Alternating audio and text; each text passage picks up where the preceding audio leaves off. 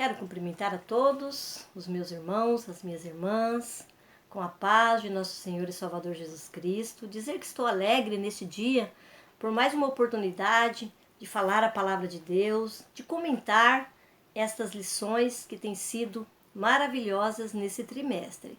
A lição de hoje é a de número 9, com o título Vivendo o Fervor Espiritual.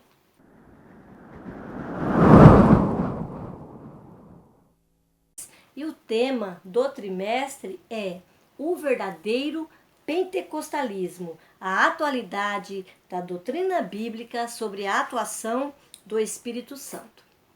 Tem sido dias maravilhosos, no qual estamos nos aprofundando na palavra de Deus, conhecendo, aprendendo e vivenciando tudo aquilo ali que nós estamos aprendendo na palavra. Hoje o tema Vivendo o Fervor Espiritual, ele traz aqui no início uma ação verbal que a gente fala que é no gerúndio, né, que é uma ação verbal, onde traz o termo vivendo. Todas as vezes que numa ação verbal usa-se esse termo, ele dá uma ideia de continuidade, indica uma ação prolongada no tempo ou uma ação que ainda está em desenvolvimento, não estando ainda terminada. E aí, vivendo nessa ação prolongada, o fervor do Espírito Santo. E é bem isso mesmo. Quando nós aceitamos a Jesus como nosso único e suficiente Salvador, nós recebemos o Espírito Santo para morar em nós, não é? Nós nos submetemos a Ele, nós pedimos a sua ajuda para que nós possamos continuar na presença de Deus, nós pedimos a sua ajuda, ou Ele nos ajuda nas nossas orações, porque nós não sabemos como pedir, e Ele também nos impulsiona para que busquemos viver no Espírito, viver esse fervor espiritual.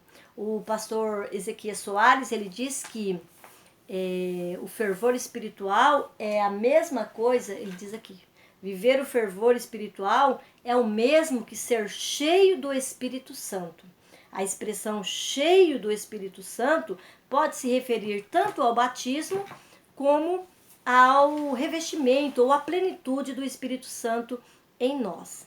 E é sobre esta direção de Efésios capítulo 5, versículo 18, que nós vamos caminhar nesta lição. Não aquele cheio do Espírito Santo no momento do batismo, mas o cheio do Espírito Santo como um ato, né, de viver na plenitude do Espírito. Amém? O texto áureo, ele diz assim: não vos embriagueis com vinho em que há contenda, mas enchei-vos do Espírito Santo. Efésios capítulo 5, versículo 18. A verdade prática diz: ser cheio do Espírito pode se referir tanto ao batismo no Espírito Santo, como também à vida plena no Espírito. Quero aqui fazer uma indicação para que você acompanhe a leitura diária, que está aqui no rodapé da capa aqui do nosso tema da lição 9, onde apresenta aqui 6 dias para você estar fazendo alguns devocionais. É muito importante o devocional, é muito importante você ler, meditar, se você quiser buscar textos. Eu sou uma comentarista de leitura diária, eu gosto muito, conheço outras pessoas que escrevem também e indico para que você também faça aí uma busca, né? E estar preparado, melhor preparado para, como aluno, estudar essa lição e como professor também para ministrá-la. A leitura bíblica em classe está na Carta aos Efésios, capítulo 5, versículo 15 ao 20. Nós vemos aqui já no capítulo 15, no versículo 15, Paulo dizendo assim: portanto, vede prudentemente como andais, não como nécios, mas como sábios, remindo o tempo, porquanto os dias são maus. Pelo que não sejais insensatos, mas entendei qual seja a vontade do Senhor. E não vos embriagueis com vinho em que há contenda, mas enchei-vos do Espírito, falando entre vós com salmos e hinos e cânticos espirituais, cantando e salmodiando ao Senhor no vosso coração, dando sempre graças por tudo a nosso Deus e Pai, em nome de nosso Senhor Jesus Cristo. Amém. Então esta é a leitura bíblica em classe, na carta aos Efésios, e nós já iniciamos aqui, falando um pouquinho do termo vivendo, que é o tempo verbal usado ali para iniciar ou para nomear o tema da semana. E vamos também falar um pouco aqui do que significa fervor espiritual. O que é um fervor? A palavra fervor, ela vem do grego zeu e significa estar quente, esquentar, ferver. Nesse sentido aí mesmo que você conhece de fervura. Mas quando nós usamos ele em relação à nossa vida espiritual, esse fervor, ele pode se resumir, ou ele é melhor resumido, numa vida espiritual intensa, ou numa plenitude do Espírito, onde o Espírito Santo toma conta da sua vida, toma conta dos seus atos, para que você possa viver de acordo com o que Deus quer para você. A pessoa fervorosa, ela medita na palavra de Deus, ela é uma pessoa de oração, ela é uma pessoa que vai ao culto para adorar o seu Senhor e é uma pessoa que está a serviço do reino. Às vezes a gente olha alguém e fala, nossa, como aquela pessoa é fervorosa. Mas o verdadeiro fervoroso, ele tem estas características. Uma pessoa voltada para a palavra de Deus, uma pessoa que ora, uma pessoa que está sempre em adoração ao seu Senhor e a serviço do reino. É isto que nós vemos quando lemos o livro de Atos. Como o autor disse aqui no início, o batismo com o Espírito Santo é um momento em que a pessoa está cheia do Espírito Santo, não é? Porque ela recebe o revestimento. Mas esse estar cheio do Espírito Santo que nós vamos tratar aqui, no capítulo 5 de Efésios, ele vem tratar desta continuação do fervor espiritual, não é? Se revela, então, pela intensidade da presença de Deus na oração, na casa de Deus na adoração e louvor, buscando fazer a sua vontade, que está descrita na palavra de Deus, e se revela também na intensidade para fazer a obra. A pessoa fervorosa, ela é notada por todos, porque ela tem uma vontade maior de orar, consagrar a sua vida, jejuar e meditar na palavra. Às vezes eu olho as minhas alunas queridas ali na igreja, às vezes tem aquelas irmãzinhas tão tímidas, não é? Que nós não vemos tanto barulho vindo dela, porque falar de fervor, a gente pensa em barulho, mas nós vemos o fervor espiritual na vida dela, na vida delas, naqueles momentos de adoração. Não perdem escola dominical, sempre tem testemunhos maravilhosos para nos contar, sempre traz para nós também aquela vontade de estar em oração na casa do Senhor, não é? São as mulheres que a gente confia para pedir para que ore por nós. Os homens também, né? Tem homens muito fervorosos. E é esse tipo de fervor que nós vamos falar. Amém? Quando eu falo em fervor espiritual, me vem à mente, talvez, ele nem foi citado aqui, mas vem à mente Daniel. Daniel, ele estava praticamente como um escravo ali na Babilônia, e ele não deixou de buscar a palavra e de orar nos momentos que ele esteve ali. Ele não se contaminou com os manjares do rei. Era um homem fervoroso. Nós vemos também Ana, uma mulher fervorosa.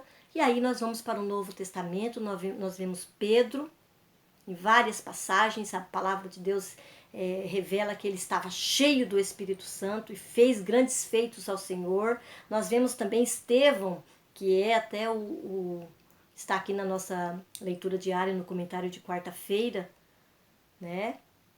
Que ele, cheio do Espírito Santo, fala ali, é um dos maiores pregação do Novo Testamento, onde ele fala do início até aqueles dias sobre o plano de Deus, sobre a vida de Israel, e aí ainda fala do pecado dos judeus, é apedrejado porque fala verdades, não é? E cheio do Espírito Santo. E ele foi escolhido como diácono, conforme Atos capítulo 6, versículo 5, por ser um homem cheio do Espírito Santo. Ele é citado como um homem cheio do Espírito Santo.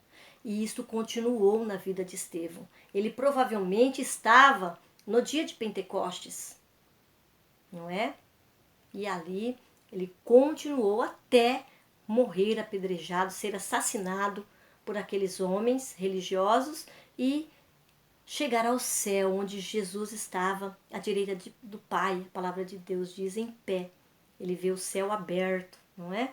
Nós vemos também Paulo e vemos vários outros homens cheios do Espírito Santo. A palavra de Deus, quando usa o termo fervoroso, ele usa, tem duas citações em Atos capítulo 18, 24, diz assim: chegou a Éfeso um certo judeu chamado Apolo, natural de Alexandria, varão eloquente, poderoso nas escrituras. Este era instruído no caminho do Senhor e fervoroso de espírito. Falava e ensinava diligentemente as coisas do Senhor, conhecendo somente o batismo de João. Eu até destaquei aqui. Ele conhecia somente o batismo de João. O que quer dizer isso? Que Apolo ainda não havia se convertido à fé do nosso Senhor e Salvador Jesus Cristo. E ele era um homem fervoroso de espírito. Aí depois também nós vemos a palavra fervoroso sendo usada em Romanos capítulo 12, versículo 11. Está descrito assim: não sejais vagarosos no cuidado, sede fervorosos no espírito, servindo ao Senhor. Então, na primeira aqui que eu citei, falando de Apolo, o termo fervoroso como uma qualidade espiritual a se destacar num homem. E aqui como um conselho para que nós sejamos fervorosos no espírito. E Paulo ainda diz, servindo ao Senhor. É coisa para crente, não é? É coisa para a igreja de Deus, é coisa para nós. E eu quero te convidar para essa lição, para você fazer aí uma introspecção, olhar o seu interior, verificar como que está a sua vida espiritual. Foi isso que eu fiz, é isso que eu estou fazendo enquanto medito esta semana, para que a gente venha melhorar, porque nós estamos vivendo em tempos muito difíceis na Terra. Nós vemos agora esta pandemia, nós vemos outros problemas que estão surgindo aí, que afronta diretamente a igreja, e este fervor espiritual, esta presença constante do Espírito Santo na nossa vida, no nosso ato, nos nossos atos, é que vai nos ajudar a passar por tudo isto. Estevão foi apedrejado pelo amor ao Senhor Jesus. Pedro foi preso, e quando ele chega ali de volta ao lugar ali onde ele era esperado, e ele conta, todos começam a orar e citam ali o Salmo de número 2, lembrando as coisas que já tinha registrado. Ele é um salmo messiânico que tinha sido registrado apontando para o Messias, e eles veem que é cumprimento. E isto faz com que eles orem pedindo autoridade para que continue evangelizando e para que continuem orando e as pessoas sendo curadas. Isto é uma necessidade para nós também, não é? Nós estamos nos juntando nesses tempos difíceis, orando uns pelos outros. Todas as vezes que ouvimos que alguém está doente, nossa primeira ação é pedir fervorosamente ao nosso Deus para que a pessoa seja curada, para que nenhuma vida seja ceifada. E levamos a palavra para as pessoas também, para que ninguém morra sem Jesus, não é? Isto é uma qualidade em nós que, vamos dizer a verdade, não é nossa mesmo. Eu digo que nós somos maus. Esse fervor, ele vem em nossas vidas, ele está em nossa vida porque tem o Espírito Santo morando em nós. Porque a nossa natureza carnal é pensar somente em nós mesmos, não é? É o Espírito Santo em nós que traz esta vontade de ajudar, que traz esta vontade de servir, que traz esta vontade de buscar a palavra e orar ao nosso Deus. E ali eu deixei aqui uma anotação assim: ser fervoroso espiritualmente é o oposto que ser frio ou morno. A frieza espiritual paralisa as pessoas. É que também está aqui no Interagindo com o professor. Paralisa as pessoas. Ela revela a ausência da observância das disciplinas devocionais comuns a todo cristão. Nós, quando estamos frios, somos relapsos com os nossos devocionais diários. Nós temos, irmãos, por obrigação até, por tão grande salvação, de buscar a palavra, de estar constantemente orando e consagrando nossa vida. Quando não há mais desejo também de separar o tempo para adoração e meditação das escrituras sagradas, quando não se pratica mais o jejum, não há mais respeito ou reverência pelas coisas espirituais, tudo isso é frieza espiritual. Tudo isto se apresenta como um ciclo débil que envolve a vida das pessoas até que elas passam a racionalizar o pecado. Racionalizar o pecado é quando você acha que não é tão errado assim, que você procura na sua mente e acha que não é tão errado assim o que você faz, mesmo que seja errado.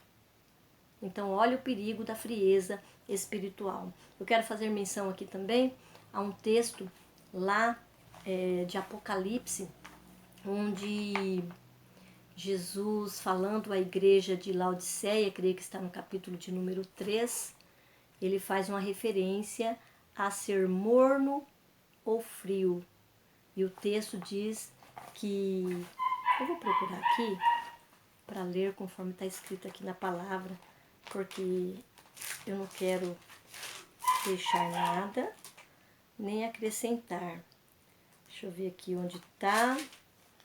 Está no capítulo de número 3. Diz assim: assim, porque és morno e não és frio nem quente, vomitar-te-ei da minha boca. Então, o frio espiritual, o morno, ele é uma pessoa que desagrada ao Senhor Jesus. Todas as palavras ditas aqui para as 7 igrejas do Apocalipse traz uma frase bem forte para nós que somos crentes. Jesus dizendo, e João escrevendo, ele fala assim: eu sei as tuas obras. O Senhor, ele nos olha, ele nos vê. Ele sabe quando nós estamos bem, quando nós estamos mal, quando somos frios, quando estamos vivendo em fervor. Ele sabe tudo. E aqui ele aconselha para que eles voltem, né? Para que eles voltem para Cristo, para a sua vontade, né? E ele diz assim no versículo 20: eis que estou à porta e bato, se alguém ouvir a minha voz e abrir a porta, entrarei em sua casa e com ele cearei e ele comigo. Versículo 22, quem tem ouvidos, ouça o que o Espírito diz às igrejas. Então, esse estado de frieza, de mornidão, é algo que atrapalhou a igreja de Laodiceia. Mas o Senhor Jesus, ele é misericordioso e ele manda João ali para avisá-los, não é? Manda ali para avisá-los para que haja uma correção. No tópico de número 1, o tema é a importância da devoção pela palavra e oração. O autor diz assim: o apego à palavra e o hábito de orar são indispensáveis à vida cristã. Não é verdade? São indispensáveis. Nós precisamos estar constantemente em oração ao nosso Deus. Nós precisamos estar fazendo nossos devocionais diários constantemente, meditando e vivendo aquilo que nós aprendemos ali. São práticas ensinadas ao povo de Deus desde o princípio, pois Deus fala por meio delas. É através da palavra que Deus fala conosco, é através dos nossos momentos de oração que nós ouvimos a voz de Deus. E ele traz aqui o significado também do termo devoção, que significa dedicação e zelo, e ele traduz essa dedicação e zelo, o autor da nossa lição, pastor Ezequias Soares, ao apreço pela oração, conforme Mateus 26, 41, ao amor pela palavra, conforme Salmos 119, 97, e o apego ao jejum. São 3 práticas importantíssimas na vida do crente: oração, palavra de Deus e jejum. E ele diz aqui que é muito importante, mas se torna mais eficaz quando acompanhada de santificação, humildade, prudência e sabedoria, que é o que Paulo está tratando aqui na carta aos Efésios. Para a gente entender bem esse capítulo 15 aqui, capítulo 5, desculpa, que inicia e o texto inicia no versículo 15, é importante olhar lá o comecinho do capítulo 5. Do que é que Paulo está falando? Paulo está falando para aqueles irmãos, dizendo como é que eles viviam antes. Quem eram eles antes? Eles eram, Paulo diz assim, no outro tempo erais trevas, mas agora sois luz no Senhor. Andai como filhos da luz. E os filhos da luz, como é que eles andam? Andam prudentemente. Por isso que ele fala, vede prudentemente como andais. Eles têm que andar diferente. Nós somos diferente, porque agora nós somos salvos. A vida cristã, ela é diferente da velha vida. A velha vida, a pessoa vivia como nécio. O que é o nécio? O nécio é um ignorante, a pessoa insensata, a pessoa imprudente, sem discernimento, principalmente sem discernimento. Não fazia direito, não fazia a vontade de Deus, porque não o conhecia. E agora conhecem, agora é filho da luz, tem que viver diferente. Então ele diz assim, não andais mais como nécios, mas como sábios, não é? Porque agora sois filhos da luz. E aqui o autor traz no tópico de número 2, o segundo tópico diz assim, oração e palavra. Quando nós vemos os cristãos no livro de Atos, o que nós olhamos na vida deles? Uma vida cheia da palavra de Deus e uma vida de oração. Nós vemos lá em Atos capítulo 3, versículo 1, quando Pedro e João subiam ao templo para a oração na hora 9, não é? Neste dia que eles curam, né? Pelo poder do Espírito Santo, pelo poder de Cristo, é Cristo que cura, eles curam um coxo de nascença. Isso traz um problemão para eles, não é? Porque as pessoas ali, as autoridades, começam a questioná-los. Pedro é preso, depois é colocado ali num lugar para se explicar, não é? E ali mostra o fervor de Pedro, cheio do Espírito Santo, defendendo o nome do nosso Senhor e Salvador Jesus. Depois nós vemos em Atos capítulo 6, versículo 4, quando eles, na separação dos diáconos, eles dizem que eles agora vão consagrar um tempo só para a oração e ao ministério da palavra. Atos capítulo 6 e 4. É por isso que eles separam os diáconos, para cuidar das mesas, das viúvas, das pessoas que não estavam sendo bem atendidas na igreja. Nós vemos também que havia uma oração incessante em favor de Pedro, capítulo 12, versículo 5, da igreja. A igreja orava. Então os discípulos estavam correndo perigo, a igreja orava. E também vemos aqui, Atos capítulo 10, 44, que enquanto Pedro estava falando da palavra, a Bíblia usa o termo até, caiu o Espírito Santo sobre eles. E a todos que ouviam a palavra. Olha que interessante. Todos que ouviam a palavra foram cheios do Espírito Santo, não é? Entretanto, a palavra do Senhor crescia e se multiplicava, Atos capítulo 12, 24. Por quê? Porque eles separavam esse tempo para orar e buscar a Deus, não é? E o que significa a palavra oração? Na nossa declaração de fé das Assembleias de Deus, oração é o ato consciente pelo qual a pessoa dirige-se a Deus para se comunicar com Ele e buscar a sua ajuda por meio de palavra ou pensamento. Então, é uma busca da pessoa para estar próximo de Deus, conscientemente, porque ele quer, porque ele deseja, porque ele quer ouvir a voz de Deus. Porque quando nós oramos, nós ouvimos também a voz de Deus, não é? Principalmente se ela for acompanhada de um devocional. Então, a oração é a alma do cristianismo e expressa a nossa total dependência de Deus. Todas as vezes que um crente busca Deus, ele está falando para ele: sou dependente de ti. Nós vemos Jesus orando, conforme Lucas capítulo 3, 21 e 6 e 12, e seu hábito de orar era tão pontual e tão certo que todos viam. E certa vez os discípulos pediu: Senhor, ensina-nos a orar. E quando ele responde, quando ele decide ensinar, ele fala: quando orardes, não é? Então, quando ele fala quando orardes, ele dá a ideia, esse quando aqui, que é uma coisa que vai acontecer. Ela deve acontecer. Não é se orares, é quando orares. Vai acontecer. É algo que vai acontecer. Todo cristão, ele deve ter o seu momento de oração. Jesus, ele orava afastado das pessoas, Mateus capítulo 14, 23, Marcos 1, 35, Lucas 4, 42, 5 e 16, 6 e 12.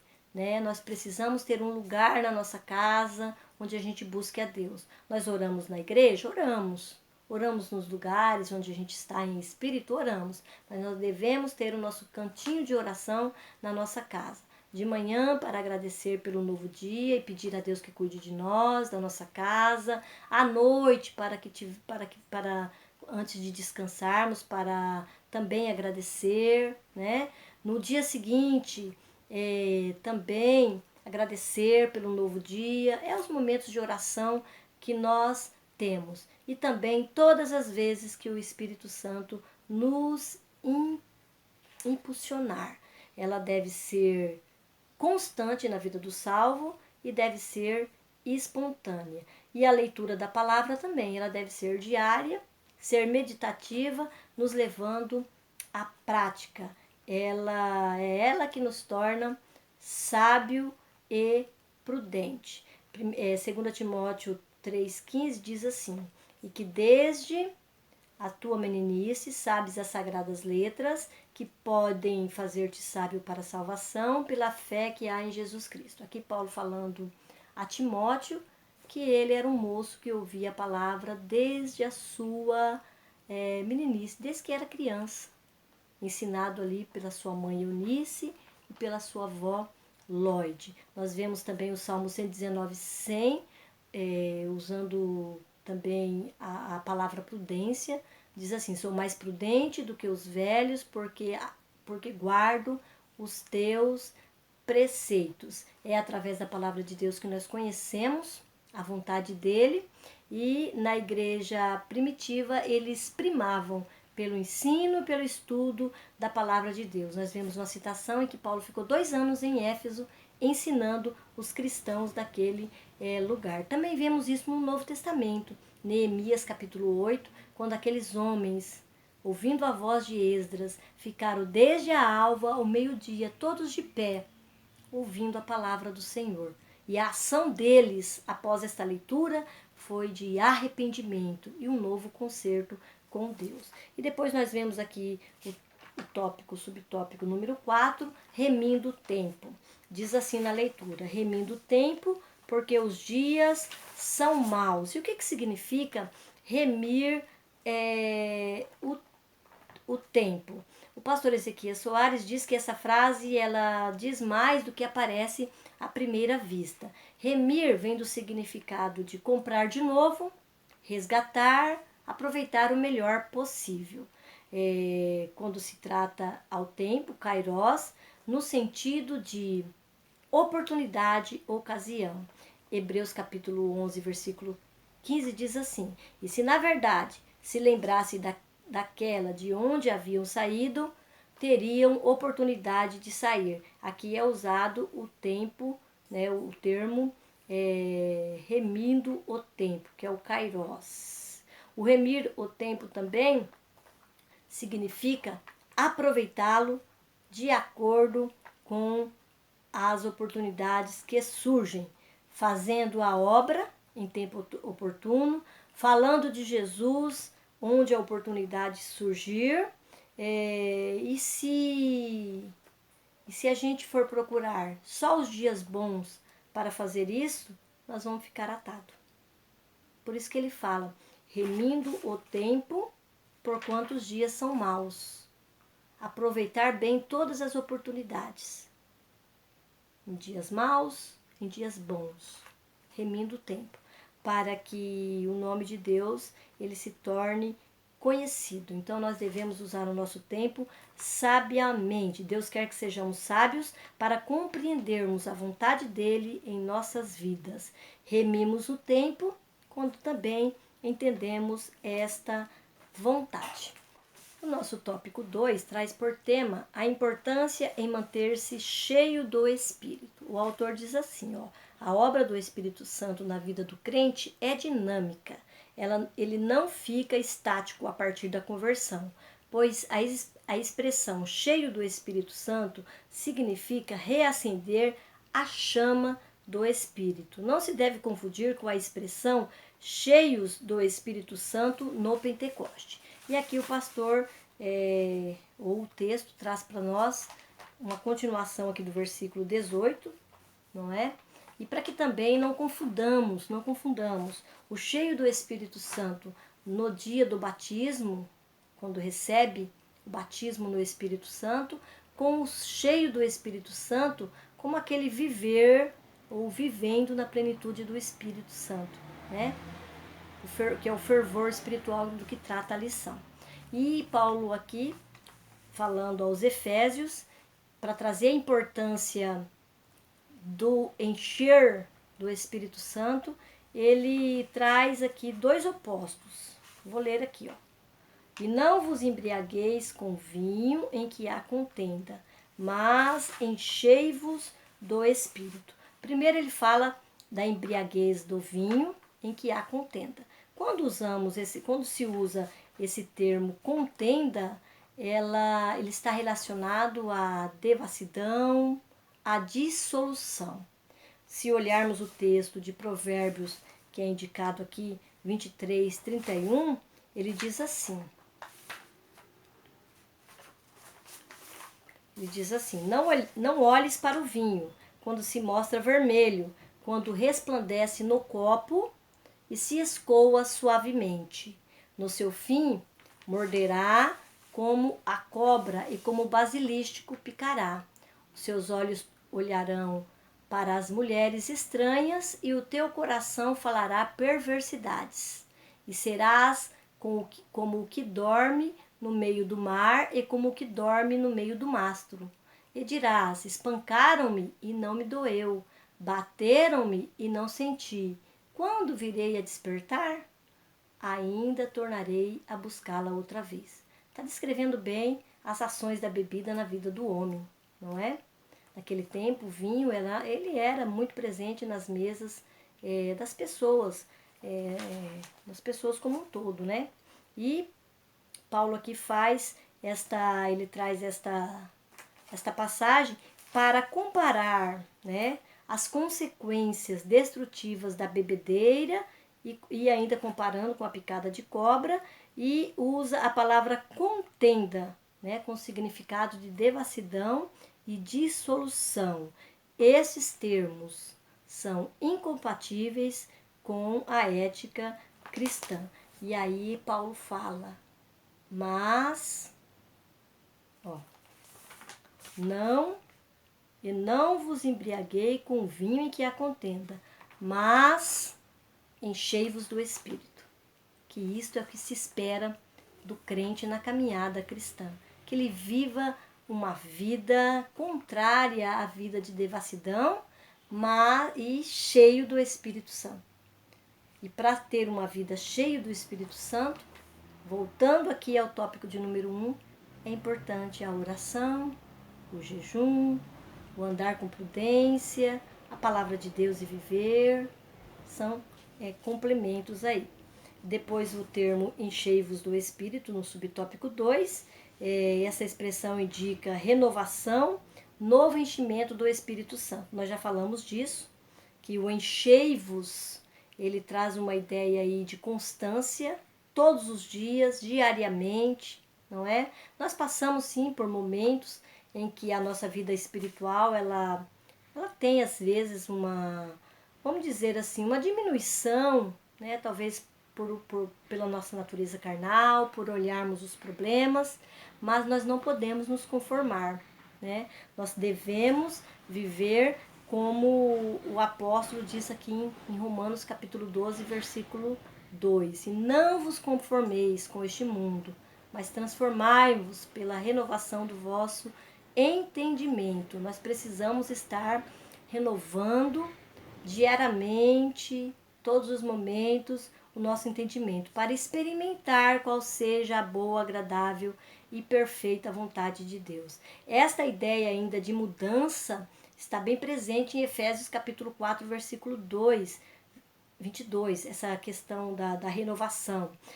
Paulo diz assim, quanto ao trato do passado, vos despojeis do velho homem que se corrompe pelas concupiscências do engano, e vos renoveis no espírito do vosso sentido, e revistais do novo homem. Efésios 4, 22 a 24. Então aqui há sempre a admoestação, exortação para que o homem sempre viva em renovação.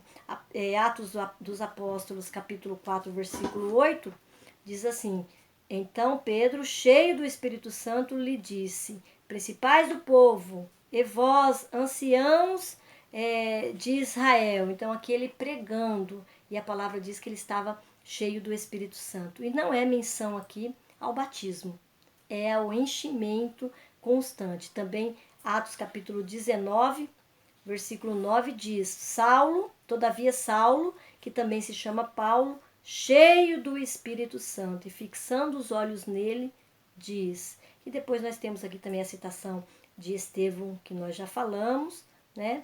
E várias outras pessoas cheias do Espírito Santo enquanto caminhavam. Então é algo que está sempre acontecendo na vida do crente. Esta, como diz o autor, é uma das características típicas do pentecostal.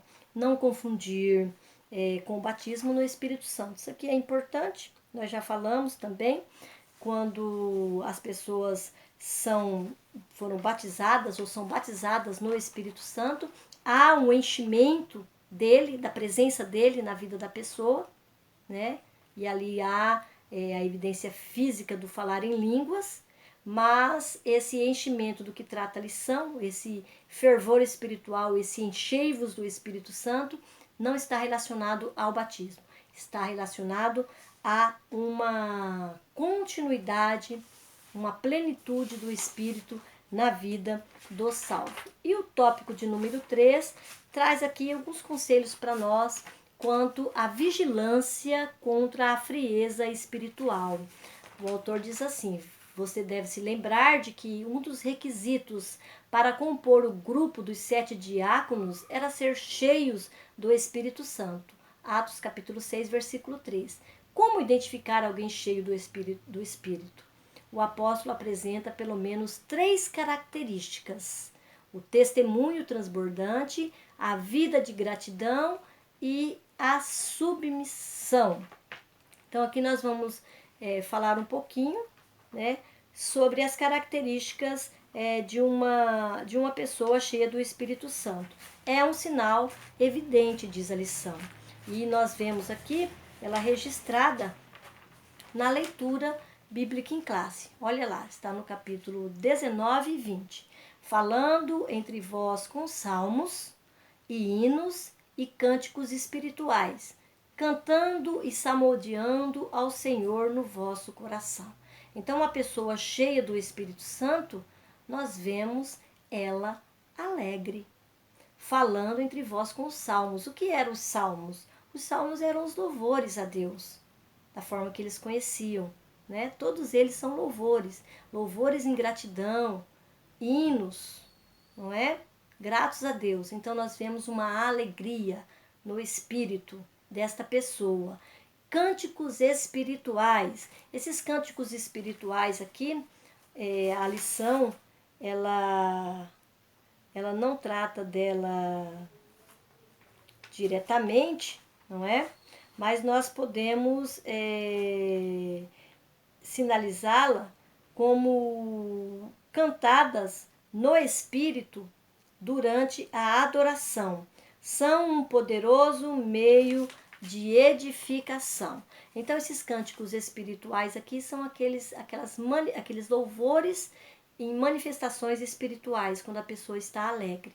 Então, nós já vemos em línguas, às vezes as pessoas se alegram também com louvores, exaltando o nome do Senhor, que é uma forma também de louvor e adoração, e principalmente também as cantadas, não é? E aqui há uma preocupação também com o louvor nos dias atuais, né? Algumas vezes nós, quando olhamos os louvores prestados a Deus no culto, alguns não são louvores, e é importante que sejam louvores ao nome do nosso Deus. Aí o último aqui, dar graça em tudo. Esta é a vontade de Deus e deve ser marca de todo cristão. 1 Tessalonicenses, capítulo 5, versículo 18. Ser cheio do Espírito Santo nos leva a uma vida alegre, dando sempre graças por tudo a nosso Deus, em nome de nosso Senhor Jesus Cristo. E é o Espírito Santo que capacita esse viver espiritual, esta vida de gratidão também centrada no nosso Salvador. Há diversas passagens tripartidas no Novo Testamento, onde o Espírito Santo aparece como Pai, como Filho, e a passagem que estamos analisando é uma delas, quando fala aqui da adoração, dando sempre graças por tudo a Deus Pai, em nome do nosso Senhor Jesus Cristo, fazendo aqui menção às pessoas da Trindade, a duas pessoas da Trindade. E a sujeição, que é algo muito importante para a pessoa que vive ou que está vivendo o fervor espiritual. O quebrantamento e a humildade expressam bem a plenitude do Espírito. A submissão é outra consequência de uma vida na plenitude do Espírito, pois o Espírito nos capacita a esta sujeição. É dever cristão se submeter às autoridades constituídas, aos seus superiores hierárquicos, e esta sujeição deve haver entre os irmãos na igreja. Então são 3 pontos aqui de vigilância contra a frieza espiritual. Ter um testemunho transbordante, dar graças em tudo e a sujeição, trazendo aqui a ideia da humildade, não é? Dentro da nossa igreja, em meio ao povo de Deus. E a conclusão diz assim: o significado de enchei-vos do Espírito é ter a vida na plenitude do Espírito Santo.